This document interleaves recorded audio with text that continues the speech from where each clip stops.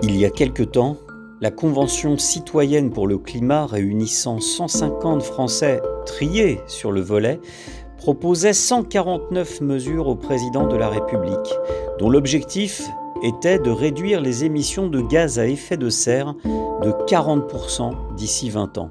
Mais sur ces 149 mesures, certaines, passées inaperçues, vont compliquer votre vie d'automobiliste au quotidien. Alors écoutez bien ce qui va suivre.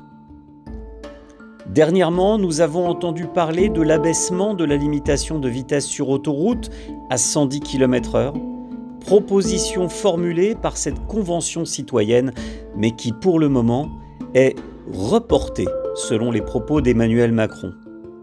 Ce recul a pu se faire grâce à la grogne des usagers mobilisés en masse sur la pétition www.non-au110-sur-autoroute.com mis en place par l'association 40 millions d'automobilistes. Mais attention, le 110 km/h est l'arbre qui cache la forêt.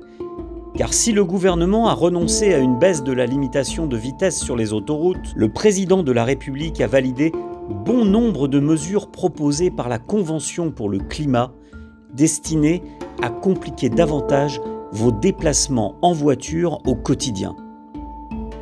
En effet, le chef de l'État a accepté, entre autres, d'interdire l'accès au centre-ville pour un grand nombre de véhicules, de réformer le système d'indemnité kilométrique de l'impôt sur le revenu, de renforcer le malus écologique avec la mise en place d'un malus basé sur le poids de votre véhicule, reprenant en substance la proposition de loi de certains députés qui prévoyait un malus de 15 € par kilo supplémentaire au-dessus d'une tonne 3.